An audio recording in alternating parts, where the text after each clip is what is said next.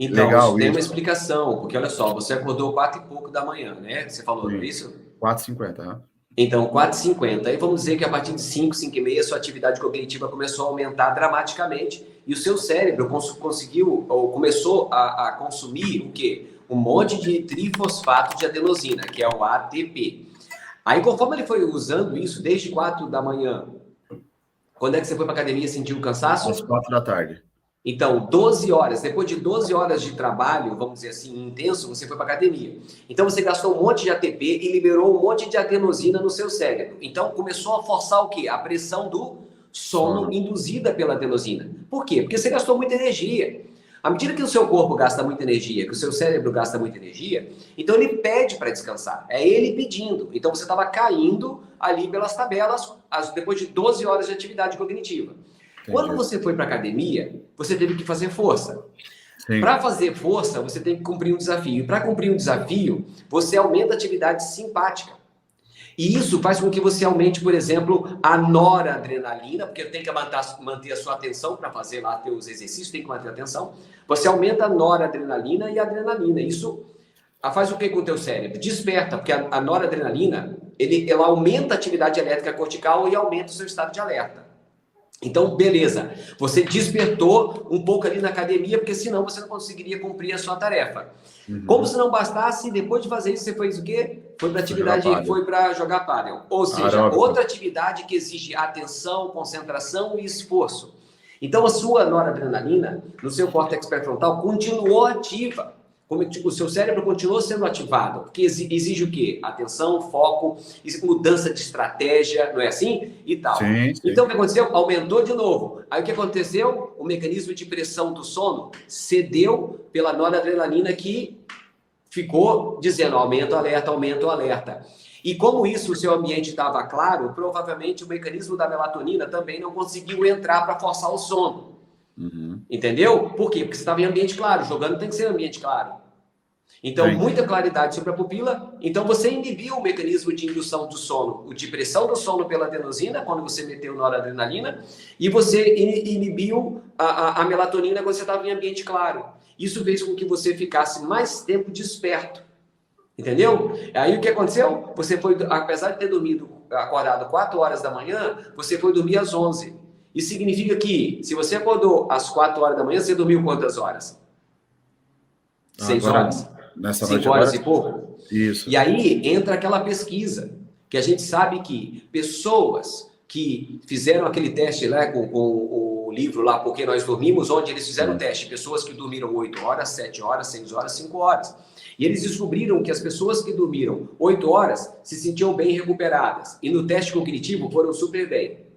Pessoas que dormiram 6 horas disseram que estavam bem também, estavam descansados. Mas no teste cognitivo, o que aconteceu?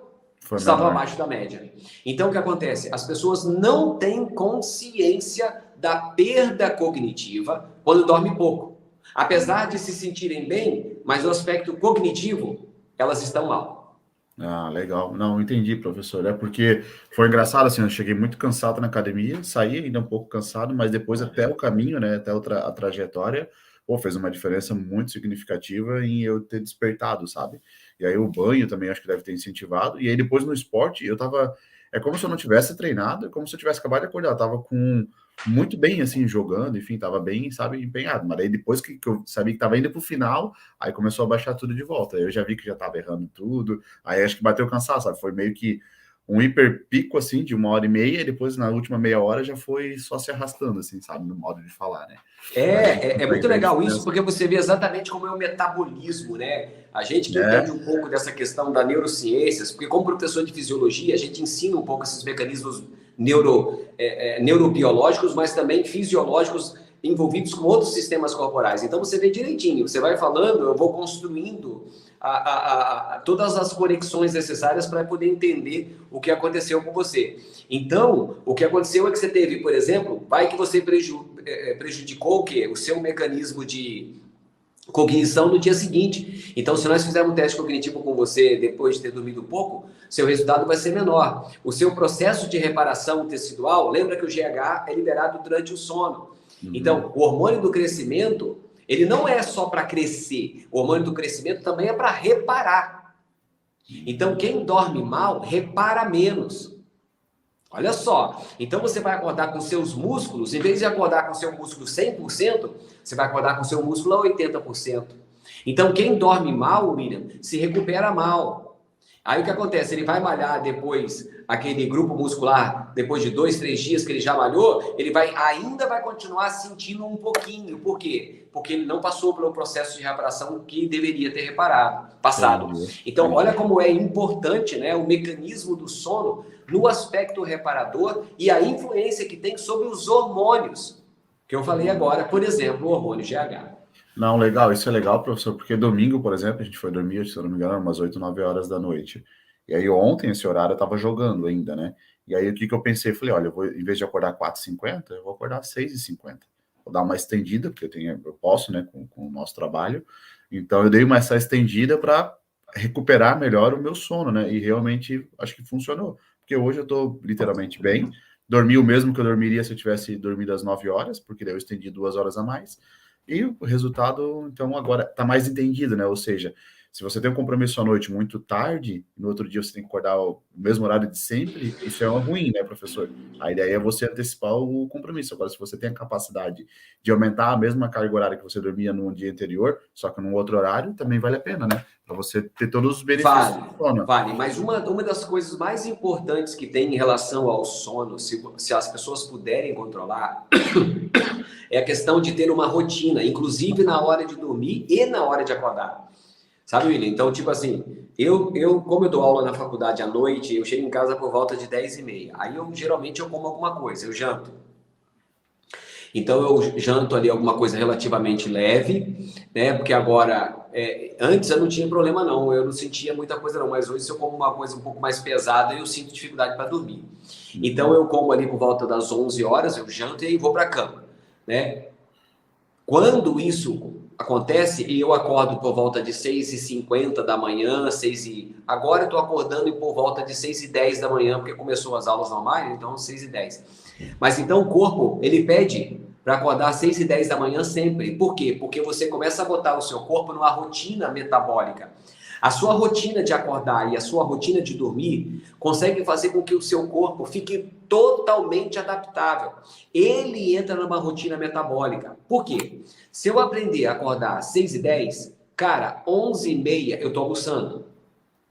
E se eu estiver almoçando 11h30, todo dia o meu corpo se adapta. Então ele vai saber direitinho como metabolizar os alimentos nesse horário.